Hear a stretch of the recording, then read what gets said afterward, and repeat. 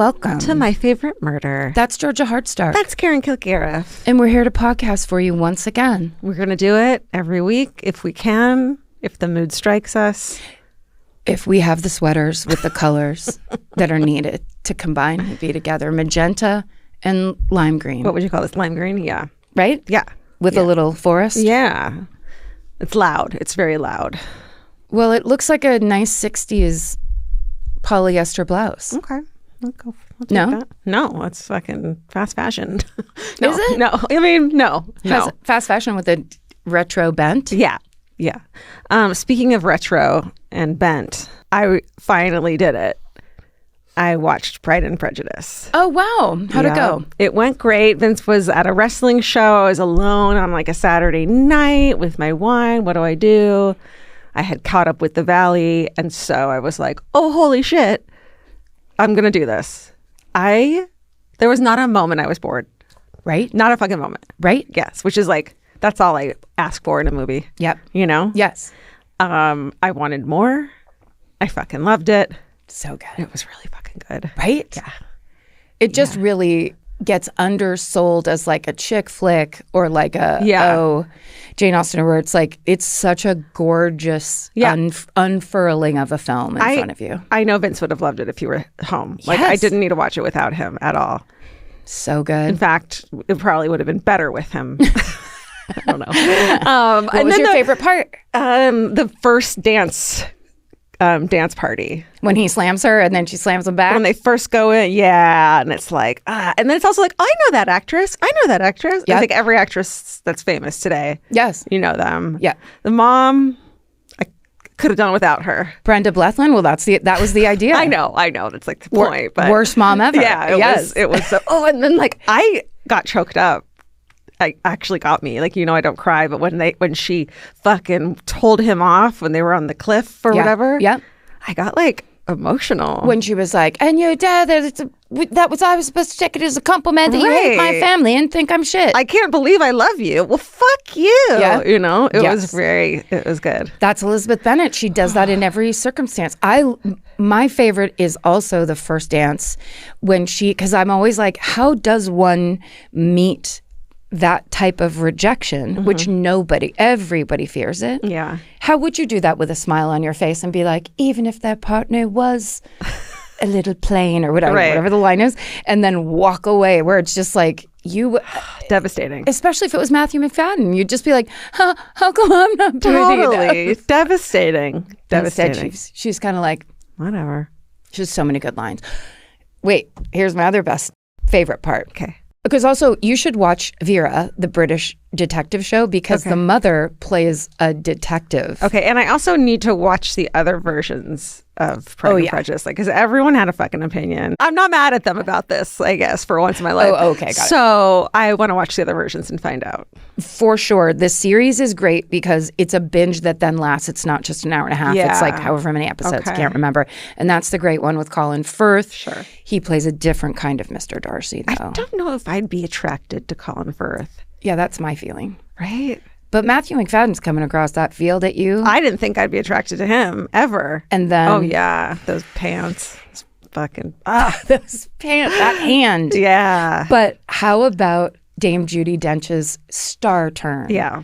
When she comes to that house to be like, you tell me if you are marrying my nephew. Yes. It can't be born. It can't be born. And she's just like, I've got this. The way that woman... It's a perfect movie. Yeah, it's good. I enjoyed it. I'm so glad. So we're here. So here we are. Well, stop acting mad because I'm so glad. I'm so excited. Also, it's one of those ones where like it's a go back to because there's things you missed. Oh, also, we're not even mentioning what perfectly prepared potatoes. That part where the priest cousin comes and that guy. Oh, the weird cousin was so good. And do you know he was from season 2 White Lotus, the bad gay. A bad gay. That Jennifer Coolidge was hanging out with. Oh my God. Same actor. He's an 80s actor too, though, isn't he? He's been around for a long time, but he is like one of the best of the best in England. He's the bad gay. Yeah. Yes. Tom. These bad gays. That's a line from it. We're not fucking. Yes, that's Jennifer Coolidge being quoted. These gays are going to kill me. Ooh, that's good. Oh, I'm overjoyed. Okay, good. But what do you have? What have you got? Let's move on from perfectly prepared potatoes. I won't. I'm just going to keep misquoting the movie, which driving people who really know every word of the movie. Yeah. But people on TikTok have made T-shirts with him on it, and then it says what perfectly prepared potatoes. I wish I could remember it, but it's like it says what perfectly prepared potatoes. Right. And it's just like him looking down, like it's a fan shirt. Yeah, kinda. I love it. So good. Can I just let you know real quick? Yeah. What excellent boiled potatoes is the phrase, and it's Tom Hollander. Thank you, Molly. Molly, thank you. Wait, did you know what excellent boiled potatoes off the dome? I had to Google if I am going to be clean about this. Yes, Please always be clean. There's no reason not to. Thank you. There's no shame. Info. I just did it wrong 8 times in a row. You get to do it wrong if you want to. What excellent boiled potatoes and what a perfectly appointed room. Something like that. Yeah. Just like bad small talk. That's good. So good. Okay. I'm so glad. Yeah. Thank you. Thank you guys for fucking yelling at me until I did it. It was for my own good. Right? It was for my own good. Do you feel different? I feel more open-minded to movies like that. Okay, then I have a recommendation. Okay. There's another one, and there's a couple versions of it, and it's called Persuasion. Okay. Someone else mentioned that in the comments. The original Persuasion with, I won't be able to remember any of these actors' names, but the original Persuasion is so good. Okay. And it is one of those love stories of like, it's too late. She made the wrong call and she lost him forever. Devastating. Okay. But did she? Our Jane Austen doesn't devastate permanently. Okay. And it is so beautifully acted. And it's the same thing where you're in this place, it's so real. These houses, these estates they live on, whatever. And like what it does to people, what people are like. I don't know. Yeah. It's great. Vera and Persuasion. I will do that. And you don't have to go all the way into Vera. You'll just be blown away at what an amazing actress Brenda Blethyn is, because she's like a completely different person, and not that mother is like the kind of mother that would say a thing that would humiliate you and the whole family in front of as many people as possible. Oh, I have one of those. It's hard. Oh, I've met one of those before. It's painful. And not even on purpose. That's the, No. like, I feel like I have to say that. Like, not on purpose. No. That's your personality. Right. It's tough. Yeah. Well, should we talk about merch for 1 second? Oh, sure. Okay. Because it's fucking hilarious this week. Well, this is very exciting. So we each got to design our own merch. Didn't get to. We just fucking did it. And then Nicole was like, that should be real merch. And we were like, okay. My pitch was, hello, my name is. And then the name would be Supped, because that's the one I got. Superintendent. I got it wrong. It was episode 465. You're kidding yourself. Supped. So my name is Supped is now available as a mug and a koozie, and I have both right here with me. Hello, my name is Supped, with my terrible handwriting. That's Georgia's script. My actual scrawl. Truly her design. Okay, so then I also designed some merch, and essentially people were saying that after the election, me quoting my dad who said we just have to sally forth, was people were really liking that online. So Nicole suggested we make shirts of it, and she's like, what do you want the shirt to look like? And so I picked up a tiny legal pad and just very quickly sketched it and said, what if it was something like this, just like a little cartoon head of my dad saying that. And then she was like, sounds good. What if we just do it exactly the way you wrote it? So in this same vein and in the same spirit of Georgia's merch, we have T-shirts that are my hand-drawn picture of my dad. So good. Which literally looks exactly like him. It does. It totally does. Saying we're gonna sally forth. Yeah. That's So- that's a perfect shirt. That's pretty great. I feel like for us and merch. Yeah. This is where we want to be. Yeah, like it strikes a good balance, I think. I think so. This is your summer merch, guys. Bring this to the beach. I don't know. I mean, you could. Do you want it on a towel? Do you go to the beach? Do you Hello, my name is Supped on a towel. That's fun. A great idea. I actually love that. Do you go to the beach? Do you go? Do you like sand in your toes and in your car and in everywhere? Everywhere? Everywhere. Purse. People are like, we do. Yeah, people do. All It's summer true. long. Should we do the rest of the Exactly Right updates while we're here? Sure, we should. We have a network, and it's called the Exactly Right Podcast Network. And here are some of the updates. Well, this is a big one. MFM Animated is brand new. Nick Terry brings us the story of Peachy, the bitter little bird. It's my favorite. I say that every fucking time. It's my favorite. Yeah. This one is beautiful. It has so many. Peachy pulls a switchblade on me. Yeah. It's great. I'm honored. No spoilers. But Georgia's physically threatened by a small bird. Honored to be physically threatened by Peachy. So you can go find it on YouTube right now. It's at youtube.com/exactlyrightmedia.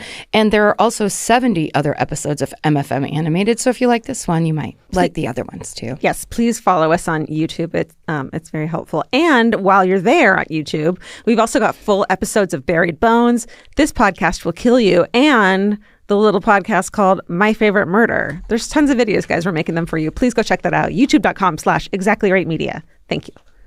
The end. All right. So it's summer. We need some mental health time off. And so Karen is going to tell you a story this episode. Yeah, we're going to do some solo episodes. Get our homework done and go on vacation. Yeah. All right. I have a story for you that the book that was written about this story, I have recommended on this show so many times. It was one of those things where I was like, well, I just read the one book and I like the one book.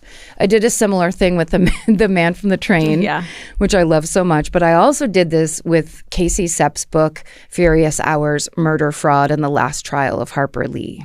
Oh. So today I'm going to tell you about the case behind that book. So it starts off in the late 70s in the small town of Alexander City, Alabama, and a local literary icon has just moved to town. It's none other than Alabama native and world-famous author of To Kill a Mockingbird, Harper Lee.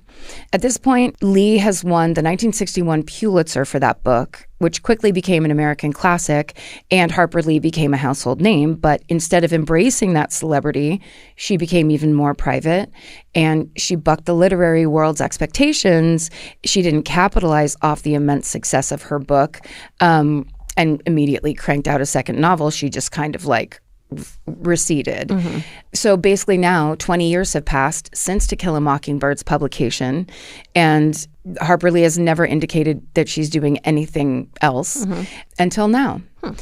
Because Lee has come to Alexander City on a mission. She's setting up interviews throughout town and scribbling down notes all about a string of suspicious deaths and a particularly sensational murder trial that took place there in Alexander City.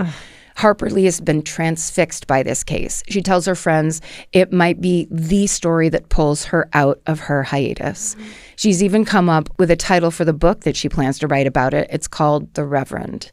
This is the story of Reverend Willie Maxwell, a Black Alabama preacher whose family members keep dying under mysterious circumstances. Wow. I totally downloaded the audiobook and then didn't listen to it. So this is good for me. This is a vacation listen. Exactly. We build and build on these recommendations. Right. So, of course, Casey Sepp's Furious Hours, the book all about this case, is the main source.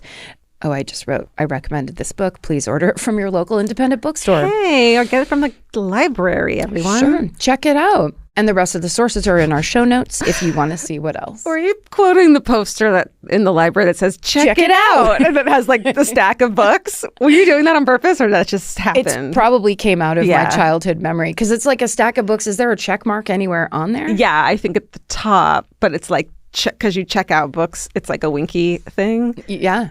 And I think a book is flying open. A winky thing is just a little winky thing. Hey, librarians, if you have a good check it out poster at your library, will you send us a picture of it? Oh my gosh, post your photos of check it out and tag us. And if you think you have the oldest check it out poster, like the most vintage, please let us see it. Yes. Please let us have our childhood memories come back to us. Okay, nice one. Okay. Side content. Okay, so we begin in the summer of 1970, 7 years before Harper Lee arrives in Alexander City. It is the 3rd of August, and the body of Mary Lou Maxwell, a woman in her early 40s, has just been found in her car on the side of a rural 2-lane road called Highway 22, and that's just outside of Alexander City. Mary Lou's husband of 20 years is a man named Willie Maxwell, a sharply dressed, captivating man in his mid-40s who's often described as being elegant.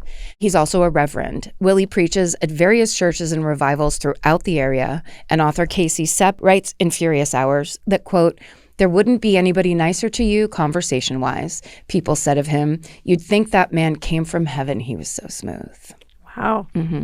So when Mary Lou is found dead, the Reverend's reputation takes a huge hit, and for good reason. Her death is as suspicious as Willie's behavior.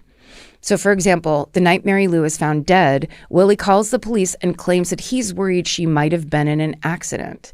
He then directs the police straight to her car, broken down on the side of Highway 22. So not just a theory. Yeah. When the police arrive, it's obvious that Mary Lou was not in a car accident. Her vehicle shows no signs of damage. The surrounding trees are untouched, and it looks like the car has simply pulled off the highway and been parked by the side of the road. But Mary Lou's body has clearly been brutally attacked and strangled. There's blood everywhere, including on the outside of the car, which is hard to explain in a supposed crash. Right. Plus, rope is found on the ground nearby, which may have been used as the murder weapon. It then comes to light that things were tense between Willie and Mary Lou. He'd been cheating on her with lots of different women, and at the time of her death, the Maxwells were in tens of thousands of dollars of debt. Wow. Then investigators get bombshell information from the couple's neighbor. Her name is Dorcas Anderson. She's in her late 20s. So Dorcas tells police around 10 p.m. on August 3rd, Mary Lou had stopped by in a panic, saying she'd just received a call that Willie was involved in a bad car accident, coming home from a preaching gig, and that he'd crashed somewhere off of Highway 22. Okay. So Mary Lou says to Dorcas, I'm on my way to go get him. But suspiciously, about an hour after this, Willie comes home in a car with no visible damage. Mary Lou is not with him, and Mary Lou never comes back. So all of that looks bad for Willie, but it gets even worse when he immediately tries to cash in on several of the life insurance policies that he had taken out on her. Yikes. At that time, it was very easy to take out life insurance policies. Yeah. All you needed was a name, a birthday, a social security number, and a talent for forgery if you're doing it behind someone's back. They had machines, like cigarette machines for life insurance at the airport back then. Like, you just put a quarter in. The worst feeling. Yeah. Also, what a brilliant person to think of those machines where it's like, totally. You know, where you get real anxious about life and death. Horrible. Yeah. Okay. So most of these policies were very cheap for Willie to file, yet they promised to pay out thousands of dollars in the event of Mary Lou's death. And some had been taken out on her right before the day she died. So before long, Willie Maxwell is charged in his wife's murder. He hires a white attorney named Tom Radney to defend him. Despite the overwhelming circumstantial evidence against Willie, he winds up being acquitted after the prosecution's key witness, who's Dorcas Anderson, changes her testimony. Suddenly, Dorcas claims she can no longer remember what happened the night that Mary Lou was killed. So now, even though the people of Alexander City are deeply suspicious of him, Willie Maxwell walks away a free man. And with Tom Radney's help, he also becomes a rich man because he is able to cash in on his dead wife's insurance policies. Wow. The insurers fully believe that Willie killed Mary Lou, so they are reluctant to pay. But when they don't, Radney files civil suits against them and ultimately forces their hand. It's unclear exactly how much Willie makes off these policies, but we do know that he gets a handful of checks that add up to thousands of dollars. And then he splits the money 50-50 with his attorney. So then, like a twist from a soap opera, Dorcas Anderson's husband dies, and she becomes the next Mrs. Willie Maxwell. Okay. See where this is going. Not great. So even after the mysterious death of his wife and the suspicion he's involved, Willie Maxwell somehow manages to keep on preaching. But he has to do it out of town where the congregants are not aware of the story. Then in February of 1972, about a year and a half after Mary Lou's death, Willie's 52-year-old brother John is found dead on the side of the road about 10 miles outside of Alexander City. And according to Casey Sepp, John's cause of death is officially listed as a heart attack due to overconsumption of alcohol. But when it comes to light that Willie has taken out life insurance policies on his brother as well, locals begin to theorize that Willie forced his brother John to drink a lethal amount of alcohol and then left him for dead. Oh my God. That's, how do you? Yeah. It would be so long and like horrible. Yeah. So the problem is that police can never prove that Willie Maxwell is involved. They simply don't have the evidence, which is something that the Reverend's attorney hammers home when his client is taken in for questioning. All good things most of the time. For if people were like fighting for people where it's like, hey, if you don't have evidence, like, no. But it's like, but there is evidence. Right. Just not, yeah. So Willie is never charged with any wrongdoing. And because of that, the insurance companies have no choice but to, again, pay him out. And they are not happy about it. You don't want the insurance companies mad at you. You can't take insurance out for whomever you want. It just feels weird. It was the 70s, though. Yeah, early 70s? Yeah. Man, might as well have been the 1720s. I don't know what I'm talking about. I was only 2. Okay, so then a few months later, in September of 1972, off a highway called Route 9, the new Mrs. Reverend Willie Maxwell, Dorcas Anderson, is found dead in her car. Oh, dear. In an eerily similar way to how Mary Lou Maxwell was found.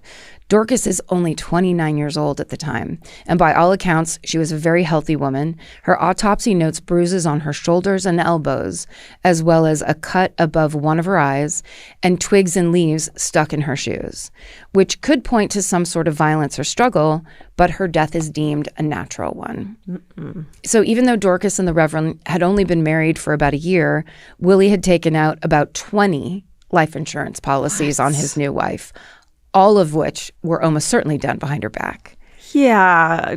Okay, he's just 20 gangbusters here. So Dorcas's loved ones are certain that the Reverend is responsible for her death, but because it's not deemed a homicide and with the case against Willie being entirely circumstantial, no charges are ever filed.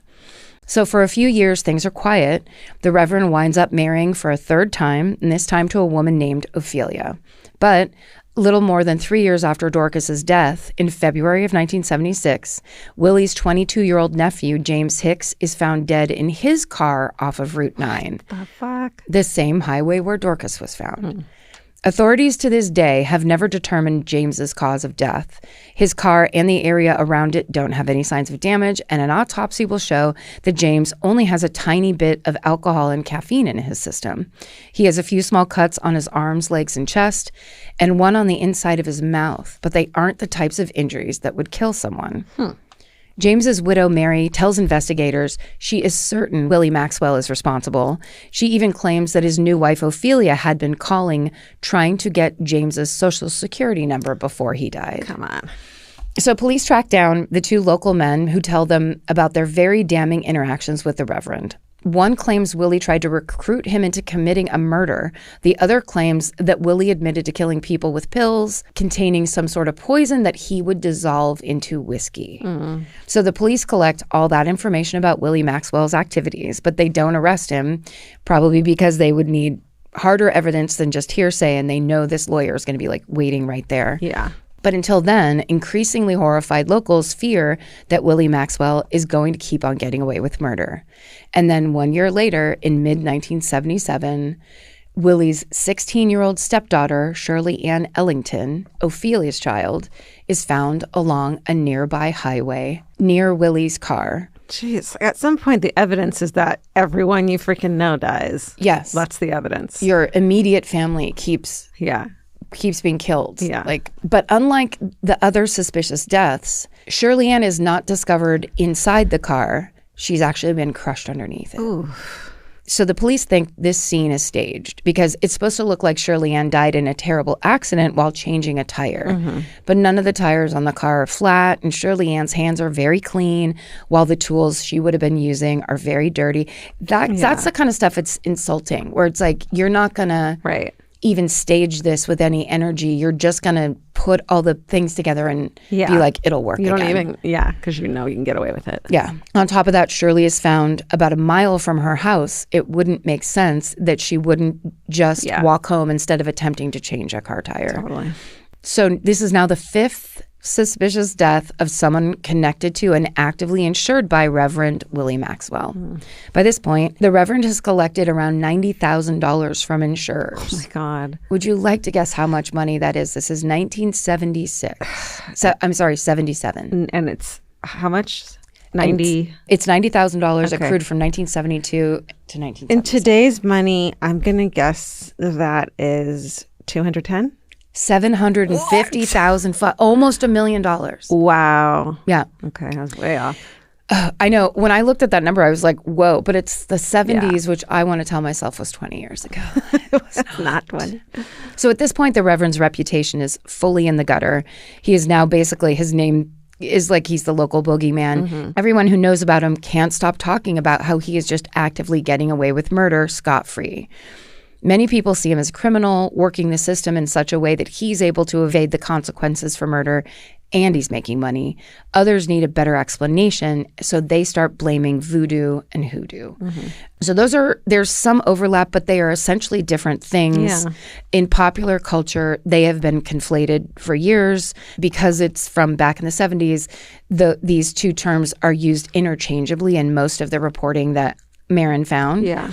But it is worth noting that these have been extremely misrepresented in popular culture for a long time. Voodoo is a formal religion. It blends traditional West African religious practices with Catholicism, whereas hoodoo is the African-American tradition of folk magic and medicine strongly associated with the South. So we don't know if Willie practices either hoodoo or voodoo. But as author Casey Sepp explains in Furious Hours, historically, it wouldn't have been that unusual for a Black Christian preacher in the rural South to be echoing elements of voodoo in his ministry. Yeah. In these same rural areas, folk medicine associated with hoodoo, like herbal remedies and poultices, often filled in critical healthcare gaps for both Black and white clientele.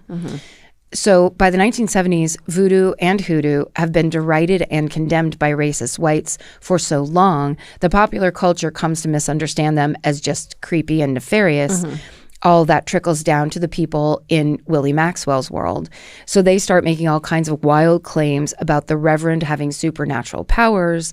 One rumor claimed that he could turn into a black cat at will. They're just trying to explain how somebody could be getting away with this and just like kind of scamming the justice system. Yeah. But ultimately, it's because the insurance policies give him money to pay for a lawyer that's fighting for him. It's like that's how the rich always never go to jail. Totally. I'll tell you a thing or two about it. So in June of 1977, Willie Maxwell makes the bold choice of attending his stepdaughter Shirley Ann Ellington's funeral. About 300 people attend this ceremony. One of the mourners is Shirley Ann's 36-year-old uncle, a man named Robert Burns. Robert Burns is known as a very decent man. He's a loving dad. He is a veteran from the Vietnam War. He's a very hardworking, long-haul trucker, a very loyal husband to his wife of 8 years, Vera. But Robert is also very close with his niece, Shirley Ann. So during this funeral, he stuns everyone in attendance by pulling out a gun and in front of hundreds of witnesses shooting 52-year-old Reverend Willie Maxwell in the head, killing him. What? At the funeral. Oh, man. I wasn't expecting that. Right? Wow. It's a real turn midpoint. Yeah. Oh, my God. So the Reverend's buried 1 week later. Casey Sepp reports, quote, his funeral was one of the most well-attended in this part of Alabama. What people say about why they went is to make sure that he was really dead. Wow. So they could see him in the casket and verify that he was actually dead because they didn't think he could be killed. Holy shit. Yeah.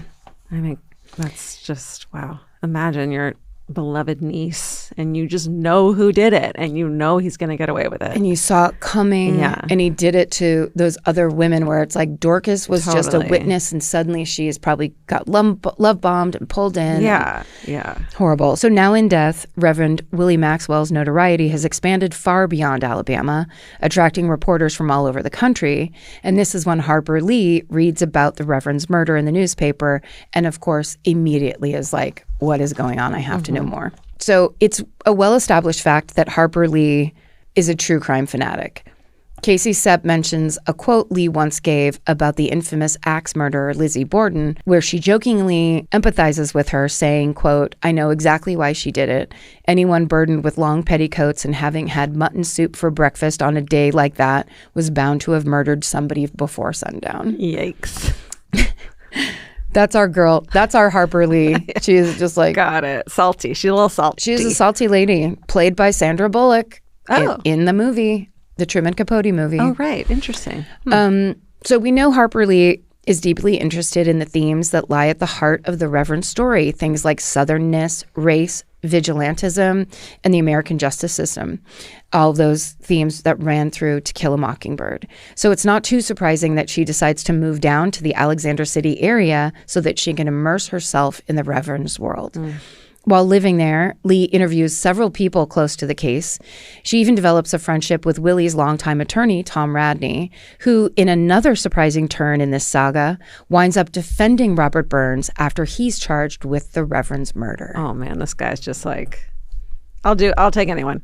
Well, I think it's like, is he the only lawyer for 1,000 miles? Maybe. Is it that feeling? He's the only one to take black clients, maybe. Maybe. Could it be that he was like, I was a part of this and this horrible thing happened and now I need to be a part of this? Yeah, like atonement kind of? Yeah, maybe. Balance the scales, although his client is the one that got murdered. But it's an interesting turn. Yeah. So Tom Radney exchanges extensive notes with Harper Lee, likely with the hopes that she'll write another bestseller that highlights him as a particularly savvy lawyer. They also have some fun together.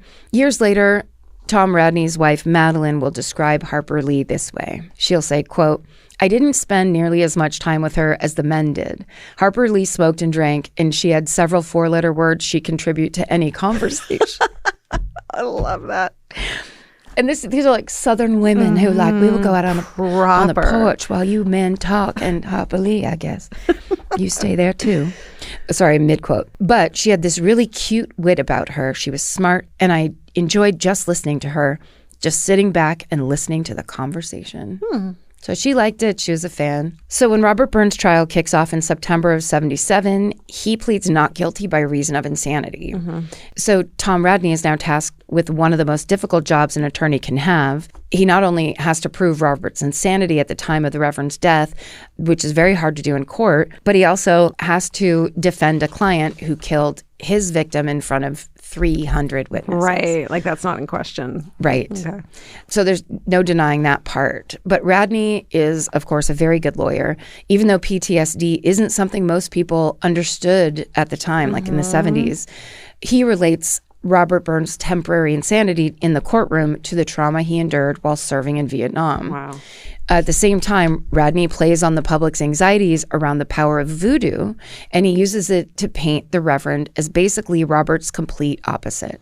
As Casey Sett puts it, Radney establishes Willie Maxwell as, quote, the witchiest witch doctor and the voodooiest voodoo priest the South has ever known, a man so mysteriously powerful that no force of law could touch him and so feared that no neighbor would look him in the eye. So reporting from this time seems to take Tom Radney's narrative here and run with it, with Willie Maxwell becoming known as, quote, the voodoo priest in some faraway newspapers. Okay. So it's a bit hypocritical to take a turn like that. It is. But maybe it's like, hey, I was there in the front lines and like got involved with this guy. I don't know. Totally. So the trial lasts 2 days. Robert Burns is acquitted of the Reverend's murder. Wow. Because the jury ultimately accepts his insanity defense. The courtroom reportedly bursts into applause at the verdict. Yeah. And that same year, the town of Alexander City names Tom Radney the Man of the Year. Wow. Yeah. And just so you get a full sense of Tom Radney, because this is like, we're just making comments on this kind of singular thing where it's like, he of course probably had 100 other clients and was, whatever. So just so everyone knows, attorney Tom Radney went on to serve in the Alabama state legislature, and he was a vocal advocate for civil rights. He passed in 2011 at age 79 after a long illness. So he was the real deal in that way of use, like you said, the only lawyer to represent Black people at that time, or whatever it was he was doing. He kept doing it after all of this. Okay. which is good to know. Yeah. And apparently Robert Burns is still alive and in his 80s. No way. Yeah. And he talked to Casey Sepp as she wrote her book, and he's been quoted by reporters a few times over the past decade. That's so interesting. So with that, the story of Reverend Willie Maxwell comes to a close, but we're still not at the end of our story because the enduring mystery here involves Harper Lee, who, despite all evidence suggesting that she was writing a book on this case, never publishes one. In fact, nothing she wrote in this era has ever surfaced, at least not publicly. So here's what we know. In Alexander City, Harper Lee conducted interviews, including with Robert Burns after his acquittal, which imagine what that must have been like. Yeah. She took copious notes. She even sent pages of writing to Tom Radney for him to review. And later, Harper Lee's sister Louise will claim that she read the entire manuscript of the book about this case. And Louise reportedly declared that book to be, quote, better than In Cold Blood. So it was written. Yeah. Oh, my God. I mean, would her sister lie? Probably not. No. Because she'd want her sister to get the credit of like, Yeah. oh, no, she did it. Yeah. And it was better than In Cold Blood. Which, speaking of, we know Harper Lee was a very skilled reporter, and she proved this when she helped Truman Capote, her childhood friend from Monroeville, Alabama, report on the death of the Clutter family in 1950s Kansas, the subject of the book In Cold Blood. And that book is a hugely important piece of American literature that helped legitimize true crime as a genre.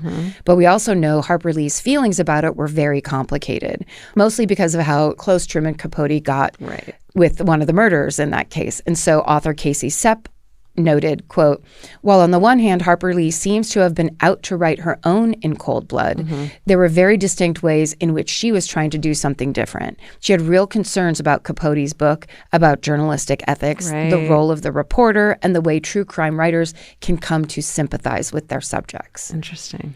Harper Lee once even wrote to Truman Capote's fact checker at The New Yorker, expressing her fears that while they were working on In Cold Blood, it was, in Harper Lee's words, quote, more novelistic than nonfiction. She'd also written a letter to Gregory Peck, who played Atticus Finch in the movie version of To Kill a Mockingbird, and she said to him, quote, my agent wants pure gore and autopsies. My publisher wants another bestseller, and I want a clear conscience in that I haven't defrauded the reader. Wow. Yeah. Chutzpah and what's the word I'm looking for? Character? Ethics. Yep. Yeah. Good standards, Yeah. like actually trying to stand for something. Yeah. Also, it makes it a little easier. She'd already gone through something before where it's like probably as they went through the In Cold Blood process, it was like, is this right or wrong? Right. This doesn't feel good, but I didn't say anything at the time. Yeah, she's the researcher. She doesn't get to tell the author what to do. Totally. But she gets to make her own adjustments. Yeah. So, there's theories on why her book never saw the light of day. That's one of them, that she liked the ethics of it. Some have also speculated she might have been hamstrung by the fear of having to follow up To Kill a Mockingbird, which, good Lord. I mean, stay sexy and don't get murdered. How do we follow that up? We haven't, and we don't. Others think she may have had really bad writer's block, or that her publishers didn't like the idea of a book that centered around the lives of Black people. Right. Ultimately, we don't know what happened to Harper Lee's writing about the Reverend Willie Maxwell case, and she will never get a chance to show us or tell us herself. In 2016, at the age of 89, Harper Lee passed away in her sleep. Someday, someone could discover Harper Lee's work from Alexander City. Yeah. After all, many thought that she'd never publish anything after To Kill a Mockingbird, but then her book Go Set a Watchman was released shortly before her death. In the meantime, if you live in or near Alexander City, please go check the dusty corners of your grandparents' attics, because in 2009, a local man bought an encyclopedia from a Salvation Army, and he found a handwritten note from Harper Lee buried inside. We don't know who the note was written to. It's dated June 11th, 1978, and it says this, quote, you simply can't beat the people in Alexander City for their warmth, kindness, and hospitality. If I fall flat on my face with this book, I won't be terribly disappointed, because of knowing that the time I spent with you was not time lost, but friends gained. This is not remotely goodbye, because I'll be coming back until doomsday. And that is the story of the alleged murders and murder of Willie Maxwell and the lingering mystery around Harper Lee's The Reverend. Wow. Okay, now I fucking know that story. Yeah, Thank do. you. What happened to the book? The idea that she left a note in an encyclopedia for somebody to discover 40 years later is so badass of her. She knew. That feeling. Yeah. She's like, I need to write a love letter to the city, but if I do it officially, they'll try to give me something and make it about me. Right. And I just want the actual people to know. Yeah. So here. Oh, God. So good. That's so good. And yeah. She wants a reader to know. Yeah. And they found treasure. Yeah. Everyone look in your attics and go buy things at garage sales. And if you live in Alexander City, will you please send us any of your theorized Harper Lee treasure? It's like, I found this manuscript in my grandma's nightstand. That was incredible. Great job for a solo. It had everything you'd want and more. That's how we do these solo episodes. We provide, and we get the hell out. Because we fucking sometimes need a moment. Do you understand this? I don't understand why it's been 9.5 years. Nonstop. It's a lot of podcasting. We love it. We're not complaining. We do love it. So grateful. But man, it's nice to just have like 2 weeks, not worry about stuff. You know, you do it from your job. Right? So we're doing it from our job. I mean, we know, look, people, we just took a week off. I mean, we do this sometimes. Yeah. Any complaints? Please write to Georgia. Get that out. Can you bleep that? My real email address. Just kidding. Stay sexy. And don't get murdered. Goodbye.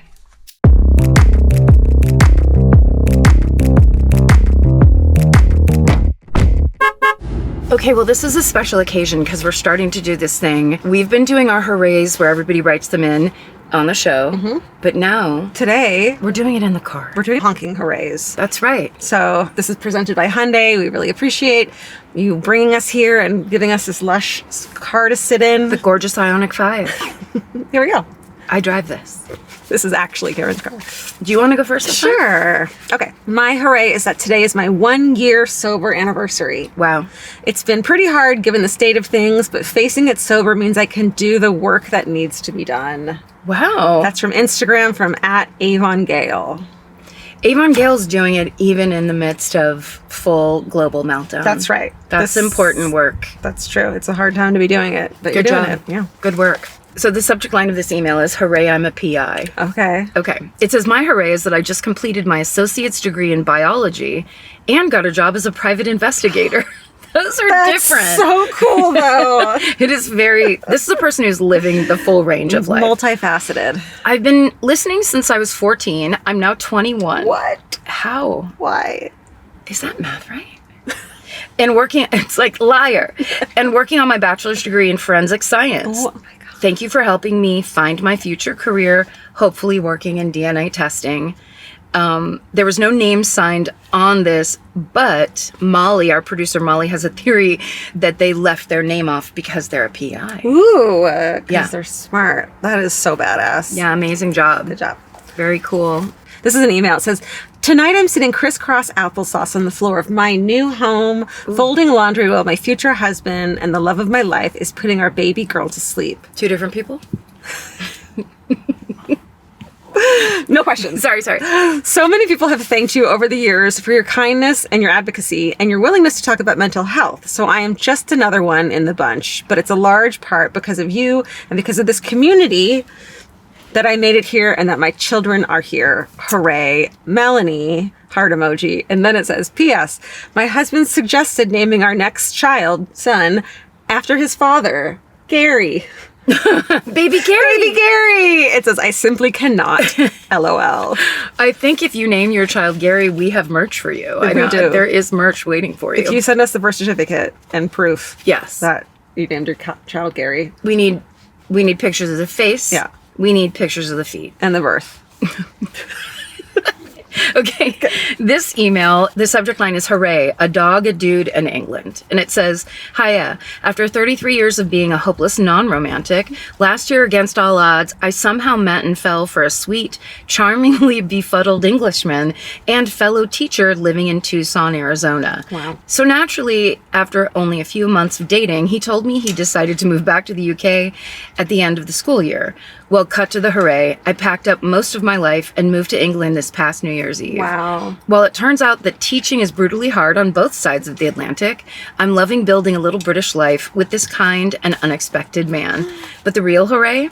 I'm writing this from the airport on my way back to the States to reunite with my dog, my best friend of nearly 9 years, to finally bring him back across the pond with me. Aww. You'd not believe the hoops required to move a dog to the UK. I bet. But I'm endlessly grateful to my wonderful sister for taking care of my Henry while I figured it all out. Stay sexy and choose adventure over pragmatism every now and then. Katie. I love that. I want a little British life. That sounds amazing. Build that British life, fill it with scones and befuddlement. Okay, this is from our email. Hi, my MFM queens. My hooray is that March marked 4 years being a registered nurse. Wow. Before my nursing career, I was a teacher for 4 years and slowly fell into a deep depression. In 2018, I made the decision to go back to school for nursing, and I haven't looked back since. Now I have 4 years in as an RN, and I'm happier than ever. It's never too late to change your life around. Hooray, Christina. Yes, Christina. Yeah. That's so true. Yeah. Never too late. Nope. Also, if she just becomes a stand-up comedian now, she's done every job in my family. Oh, yeah. Oh, and fireman. Right. Okay, this is a combo because it's a comment on episode 479, No Bangs. Mm-hmm. They also fold a hooray in here. It's from Instagram, and it says, going through a really hard phase of life, but the joy from my kids is getting me through it. I got them new PJs the other day, and my 2-year-old goes, dinosaurs, yay! I could have cried. So hooray for dinosaurs and amazing little humans. Aww. And that's at dshively07.